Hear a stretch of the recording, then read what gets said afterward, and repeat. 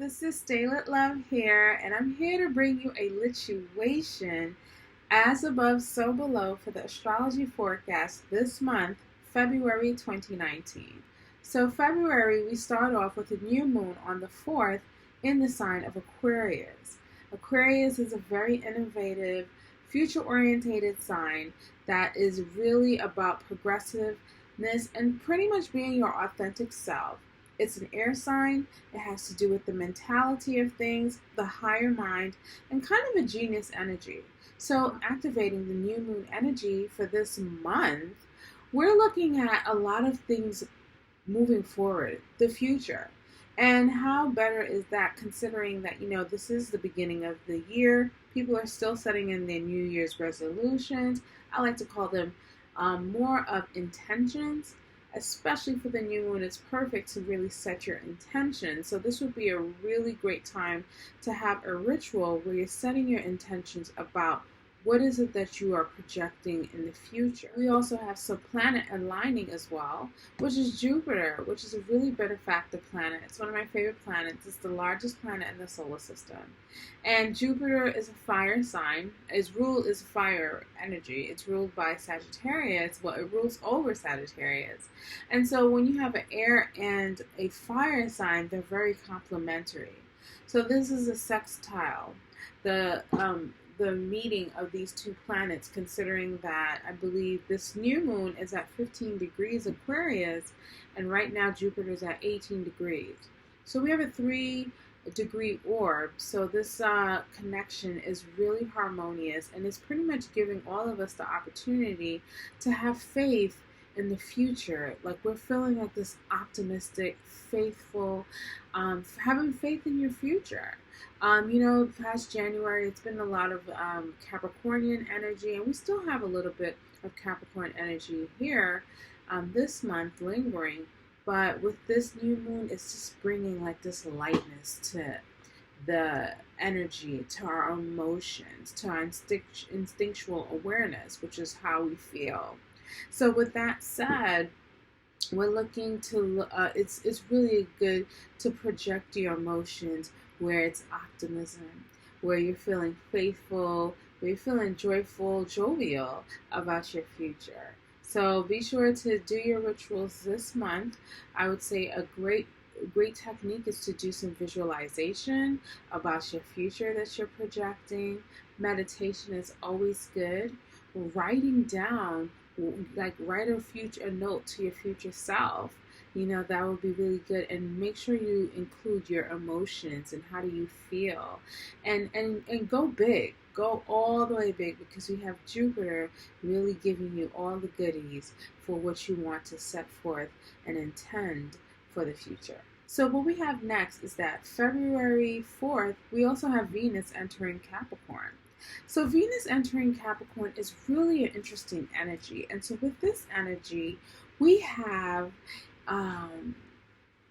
with this energy, it's like a really classic defining of what we value. We're valuing more traditional things. We're valuing commitments. Venus rules our relationship. Venus also rules women. Venus also rules money as well. So right now, with Venus going to Capricorn, and this pretty much lasts for about a month, I would say for this throughout the whole month, you want to really value things that will last. Valuing things that will last will bring you everything that you find to be a committed effort. This is giving you lasting value when you think of Venus in Capricorn.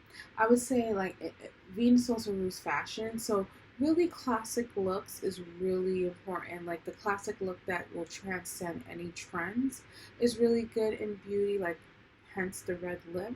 The red lip is always in fashion, is always something that's trendy from the 20s, the 30s, the 40s, 50s, and so forth. Another thing, I would say being a little conservative with your money will be really good.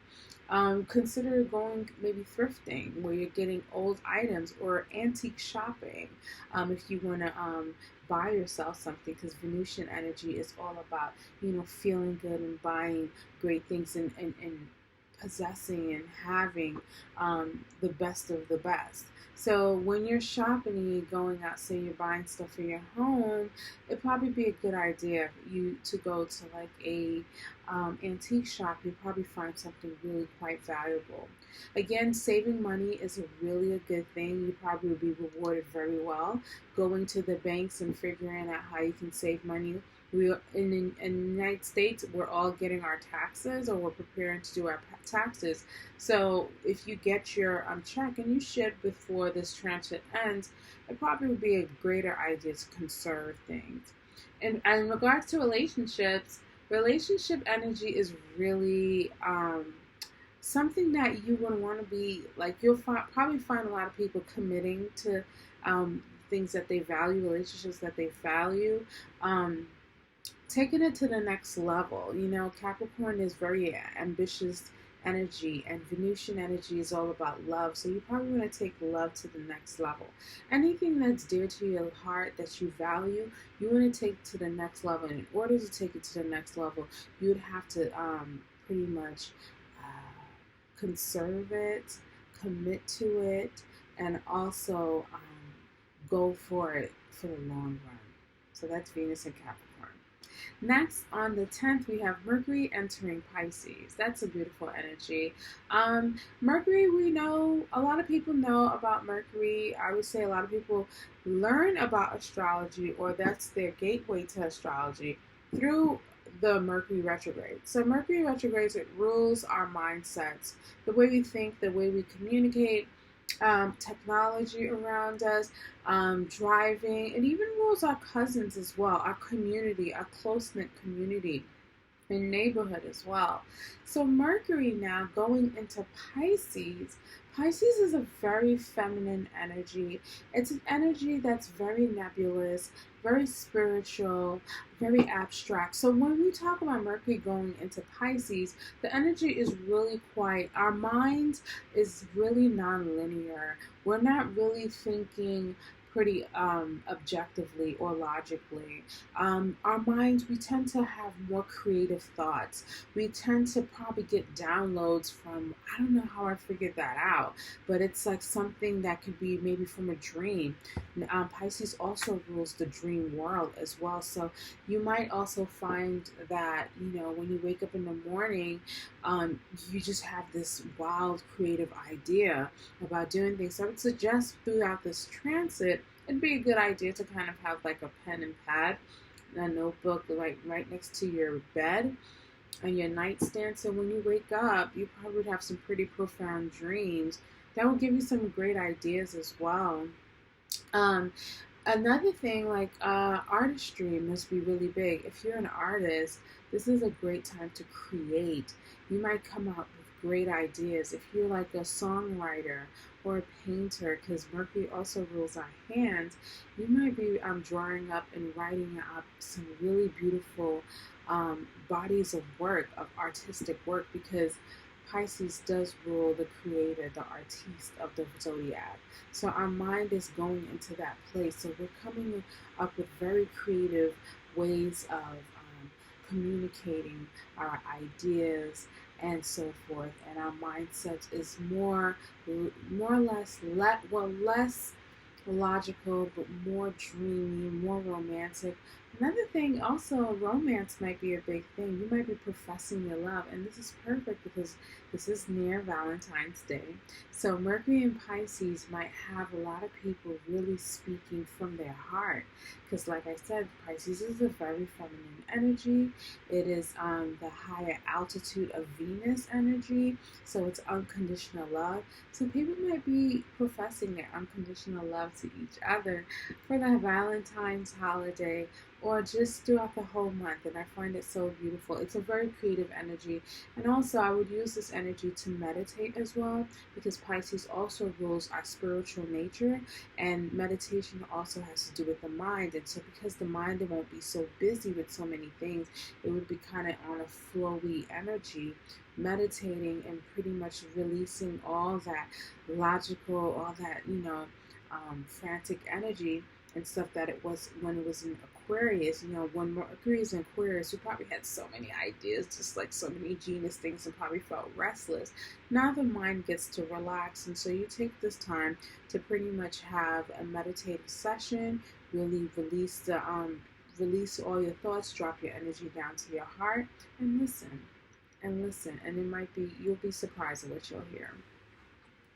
So the next day, the next transit we have is when Mars enters Taurus on the 18th of February. So Mars entering Taurus, this is kind of giving us another slowdown, a calm, because when Mars was in Aries, it was at home, and it was just like that push energy. And we probably really needed that. So, at the start of the year, with the intent of getting everything done, starting the year off right, having the courage and the energy. Now, when Mars is going into Taurus, it's like, okay, I did a lot. What's the worth? Like, is this worth my time? Is this worth, not even my time, but is this worth my energy? Mars in Taurus is really asking, is this worth my energy? Now, Taurus is ruled by Venus, so it really likes to calm itself and just eat and just enjoy the finer things in life. And so Mars, it's a very forceful, passionate kind of planet. And in Taurus, it's just the warrior in us really wants to know, is this worth all this energy? So right now we are assessing what is worth our energetic, our force, our drive to go after the things that we desire and what we find passionate, and what is it that we want to go after, and so forth. So this is the energy now. We're getting a little slowed down, and we're grounding ourselves with what is it that we're going after, and not just going, doing things and thinking later, as impulsive as Mars and Aries can be. So Mars and Taurus is really, grounding our energetic vibrations when it comes to what is it that we want to go after, our energy, our passions. It's really more sensual. We're more feeling our bodies. This will be a good time for a good massage, I would say, but it will also be a good time to kind of assess your finances, because Taurus does rule money. Like I told you, it's ruled by Venus. So maybe you want to take the time, again, another theme about finances. When in the States, we get our taxes, you probably want to assess and probably, put your energy towards that, and just check out what is it that you want to allocate money for certain things, what is worth your time. Taurus energy is about, self-worth.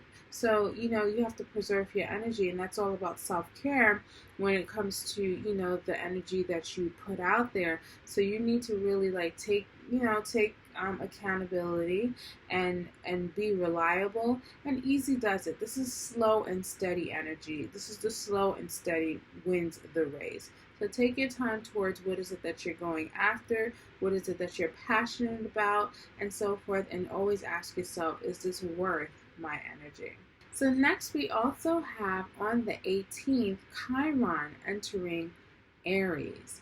Now, most astrologers don't really talk about Chiron. Chiron is a really interesting planetoid, asteroid. We're still trying to figure out what it is, but pretty much it's in between Saturn and Uranus. And so it has a really heavy energy, which is the wound, and the freeing aspect is when we heal, which is close to Uranus. Now, this transit takes about 8 years. And Chiron has been in Aries before, last year in 2018, but went retrograde back into Pisces, and now it's going back into Aries, where it's going to stay for the next 8 years. Chiron in Aries. Well, let's talk about Chiron in Pisces.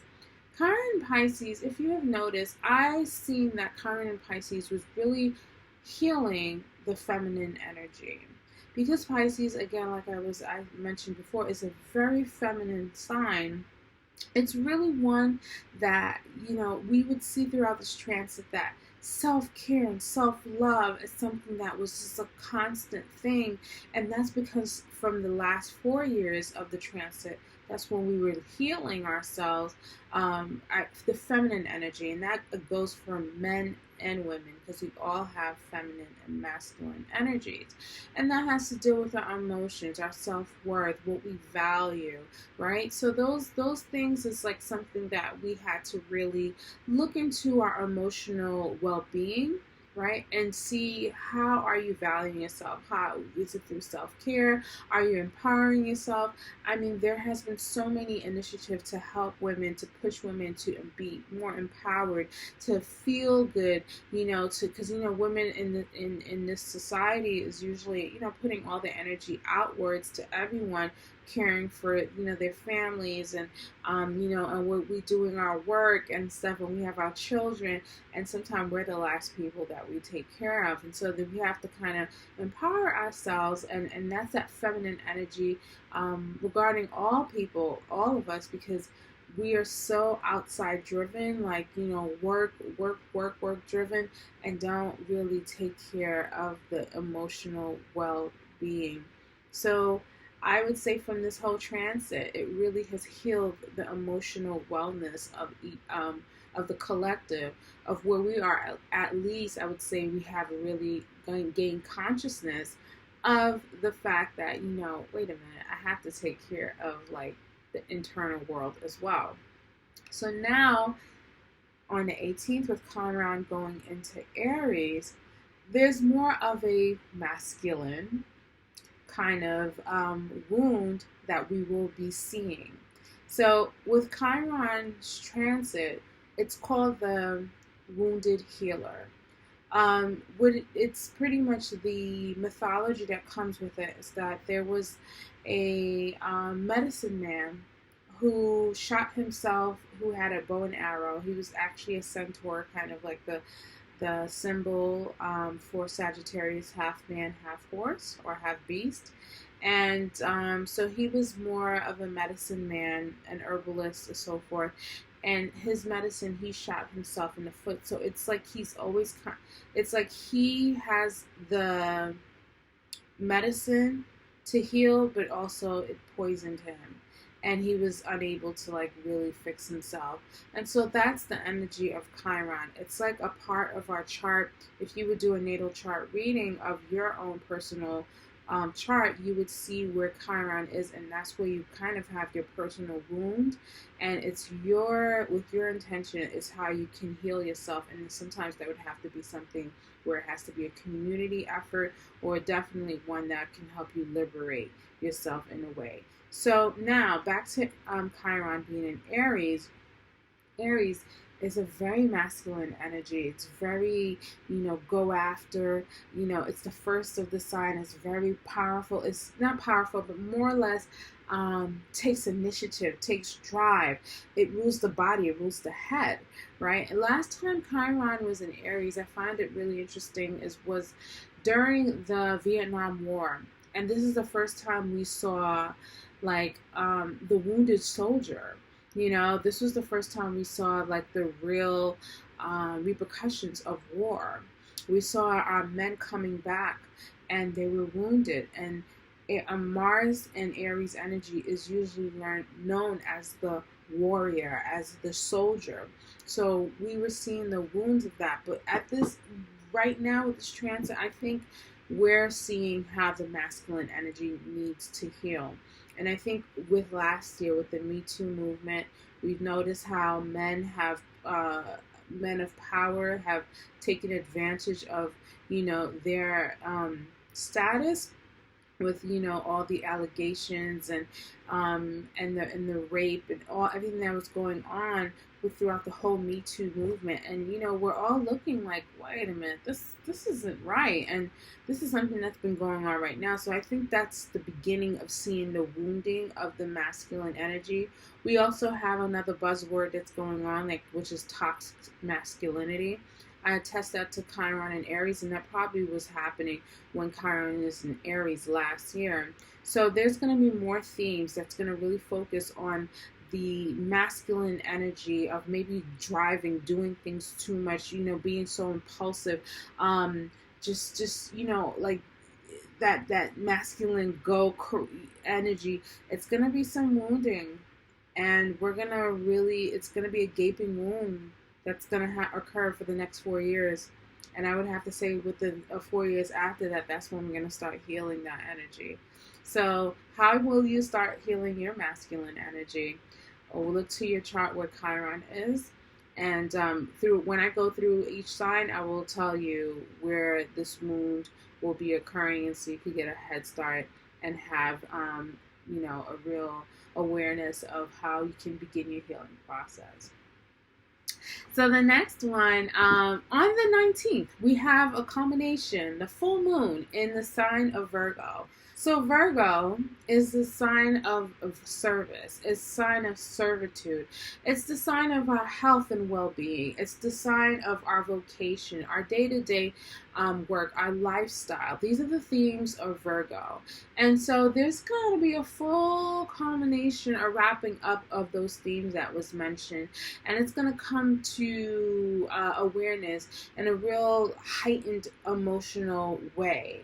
So you can probably find yourself maybe, you're ending a job, or you're ending a bad habit, so you can and so you can bring in a healthier habit.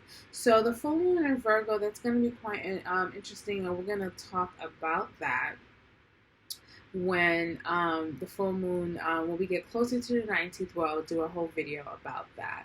The next day, we also have the sun enters the sign of Pisces. So now the sun meets up with the Mercury, and so we're all in this nebulous, calm, relaxed energy, kind of delusional too. And I would have to say, even with Mercury in Pisces, there could be a lot of delusions, and from a macro level, we can definitely understand with what's going on around the world. And I must also say, Mercury in Pisces really gives me that media situation. So there could be a lot of deception in the media as well, because Pisces energy can really dissolve the truth, and no one knows what's going on and stuff. And that's kind of been the theme with news on a macro level of what's going on. So we probably would see more of that and heightened illumination and awareness of this, or the creation of it, when the sun goes into Pisces as well. Now, Pisces is a very spiritual sign. It's a sweet sign, and I think it's one time for me. I love to travel around this time. Like I live in New York City, so it's the dead of winter, right before the spring happens. Fares are really cheap and stuff wherever you want to go around the world, and so when you are doing with the sun in Pisces, it's like such a good time to retreat, because it's right before, the new beginning, when Aries season begins, where pretty much this is when, spring starts and things starts to blossom. So this is the end of the winter. This is the ending of the cycle, the zodiac cycle, and so forth. And it's a time to relax. It's a time to rest. It's a time to rejuvenate yourself. It's a time to heal. It's a time to love. It's a time to create. You might probably have cabin fever, so you're probably inside a lot, and you just want to create something that you can launch the next season. So look out for the sun in Pisces, where you'll feel this creative, nebulous, relaxed energy. But beware for the delusions that may come around, or you might want to sleep too much, or probably drink too much, because Pisces energy can kind of create that vibe. I mean, just think of St. Patrick's Day. That's around when when that's in around Pisces season, and we all know St. Patty's Day, you get a lot of drinking. So yeah, look out for Pisces season. It's gonna be a good time. And so let's move forward and let's start the forecast for each sign. Sagittarius. So at the beginning of the month, we have Aquarius new moon on February 4th that's activating your third house. So the Aquarius new moon was pretty, it's a new wave of emotional energy that's coming through that can be quite communicative in a way that the higher mind is activating your activating your emotions that's really pushing you, that's projecting your future. So how you're feeling emotionally is really projecting your future. And because this is in your third house, you're really talking a lot of big things. And I say big things because this Aquarius new moon is connected to Jupiter. And Jupiter is very expansive, it's very abundant. There's a lot of things that you're saying, that you're communicating to others right now, as the third house is the house that rules how you communicate. So you might be communicating innovatively. This month is a really good time to communicate your, just in an innovative way. Communicate what you want to see in the future. I would think that right now it would be a good time to maybe create a social media campaign if you have a business and so forth. Or you might also be feeling a change in the way that you do communicate. There is going to be some sort of like innovative way that you're communicating that ultimately liberates you. Your thoughts, your mindset might have some higher mind thing. There might be some epiphanies and aha moments that will be occurring with this Aquarius new moon energy that will be lasting up until the middle of the month. That same day on February 4th, we have Venus entering Capricorn. And this will be occurring in your second house. I smell money. I hear money. I just hear the cash app just going off. February 4th, yes, Venus entering Capricorn in your second house. Venus rules money, what we value, what we love, what we find beautiful, and what we find to be worthy. And Capricorn is something that has to, like, it's the energy or a sign that has to do with long-term commitments, stabilizing force. It's also one that is definitely leads to longevity. So it seems like a lot of the stuff that you're doing right now, or what you're attracting a lot of longevity when it comes to your finances. So you might find it really valuable or worthy to probably go to a financial advisor right now and talk about how you can make your money longer and lasting, and maybe make some investment. Probably invest in something that's tried and true. Long-term investments will be really a good idea when Venus is in Capricorn in your second house. Venus in Capricorn also has to do with relationships. So you might find some sort of value when it comes to solidifying your relationships, where relationships and committing to stuff that you value will be something that you definitely find worthy. Your earning potential is really attractive right now. You will definitely find worth in committing to what you want to get, you will definitely find it worthy to commit to what you have to get what you value. So use this energy wisely, as Venus in Capricorn will be lasting for a month. So this is going well into March. Next, we have on the 10th, February 10th, the Mercury will be entering Pisces, and this is activating your fourth house. Mercury is where, a lot of people know about Mercury because of Mercury retrograde. That's their intro or their one-on-one on astrology. And Mercury rules our mindset, the way we speak, technology, conversations, our tight community, and so forth, and even our cousins. So now it's entering the sign of Pisces, and Pisces is not the most logical sign.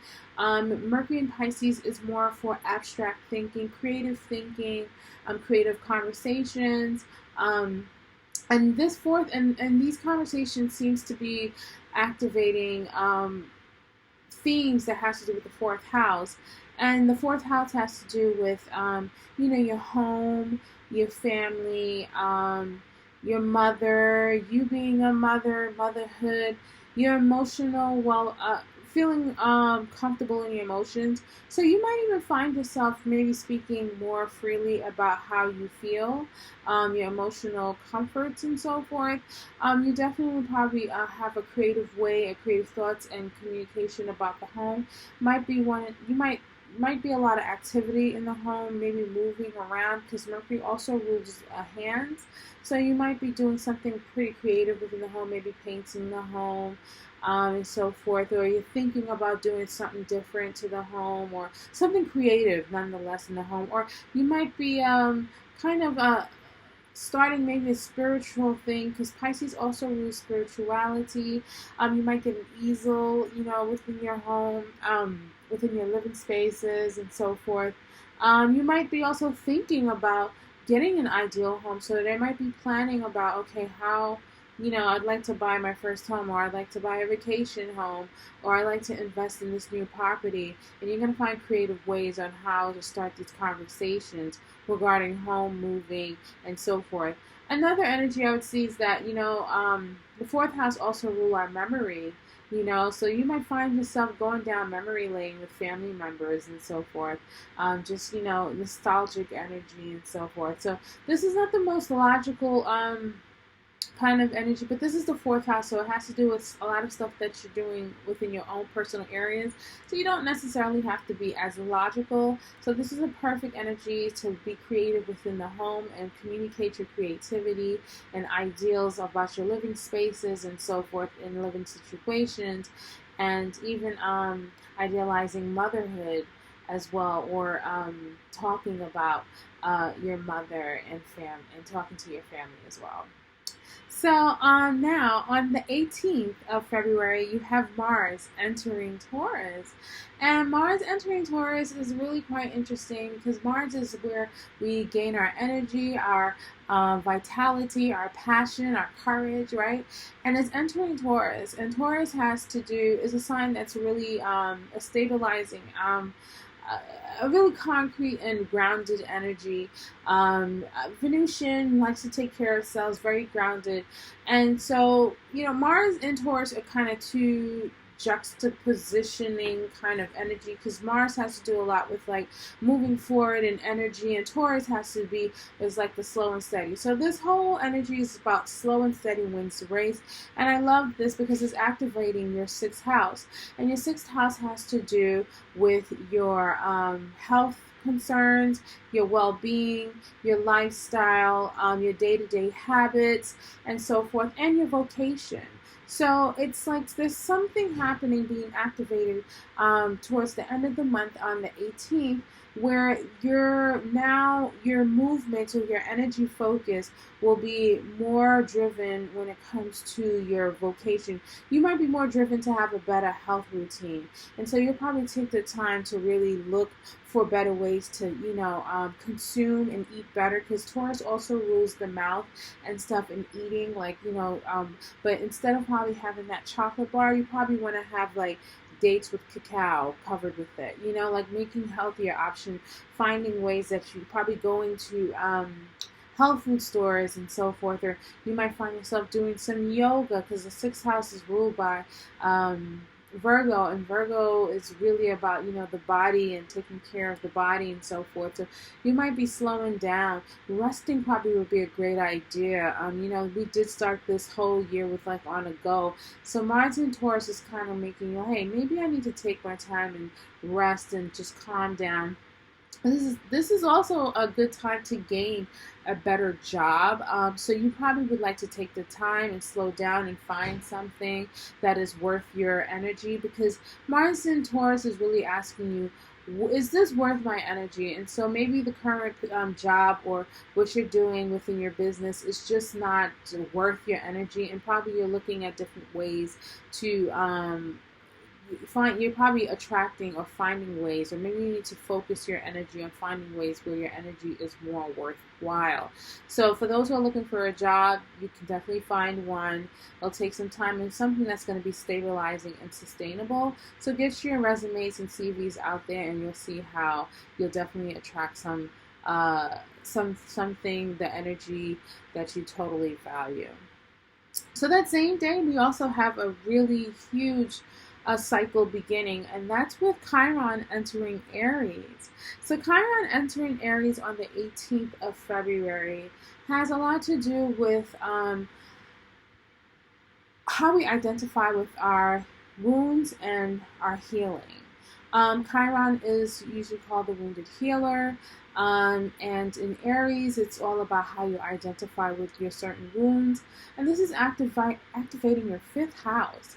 So you might find, and this is a long transit, so you won't feel this energy at the beginning of February 18th. Maybe you will, because Aries is a beginner kind of energy. It's a leading energy, so you might be thrusted in feeling that wound, probably a gaping wound. And it has to do with how you identify with love, what you love, how you love, romance, how you identify with creating, how you identify with enjoying things, how you identify with even children, right? So these themes will be really prevalent within the next 8 years, as this is a long transit. Usually the first 4 years is when you would really be examining or feeling the wound. In the next 4 years is where the healing begins. But I feel like with Chiron and Aries being such an initiating and action-oriented sign and wanting to do things really fast, we will be thrusted into the wounds, and with awareness, and now that you know this, you can really thrust yourself into the healing process. So like I said, these are the themes that's going to be activating the fifth house, which once again has to do with how you identify with love, love in all ways, creation, creating things, enjoying children, and romance. So that's going to be a really interesting transit, and we'll see how this all works out. I probably will do a video about this, because I think Chiron really gives us a huge indication on how we heal ourselves in this lifetime, in our life's journey. Next, on the 20th, on a lighter note, we have the sun entering Pisces. So this is really a nice time. When the sun enters Pisces, is joining Mercury earlier this month. That's in the fourth house. So all these conversations you've been having about home, and the creative energy that you've had within your home and so forth, it's starting to really take form, and you're gaining more clarity about that. There's some illuminating themes that you will find in regards to your family, home, motherhood, your roots, the history, and even your emotional comforts. Like, how do you feel comfortable? You may even find yourself creating and shedding light on these areas of your life, which will make you feel more at ease. And you might even find yourself doing a staycation, especially that in the northern hemisphere. This is winter time. This is dead of winter. So a retreating home might be really a thing that will make you feel really good, as Pisces is very much so energy of slowing down and taking your time and feeling good and feeling dreamy and idealizing and so forth, and of retreat. And so a staycation sounds like a great idea, Sagittarius, because it seems like the energy is really trying to tell you to take it easy, and you might even want to take a trip as well. Maybe that's something that you might be discussing about, maybe taking a staycation earlier this month. So that's the whole month, Sagittarius. I hope you love this forecast. I'd love to hear your feedback about this. And if you'd like some further personal readings and insight about your transits or what's going on, you can definitely contact me via StayLitLove.com. Go to the readings tab and book your personal reading, and we can connect. I just love connecting with you all. And also, because this month we are celebrating love, I do offer synastry readings where you and your loved one can come together and have a synastry reading, or if you have your significant other's birth times info along with yours, you definitely will be able to listen and hear some insight about your relationship and the synastry bond that you have.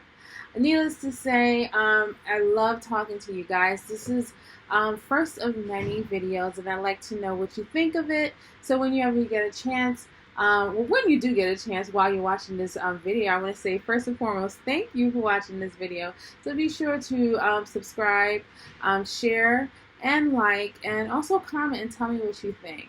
And once again, I want to say thank you. And I'd like to say another thing, stay lit, love. Bye for now.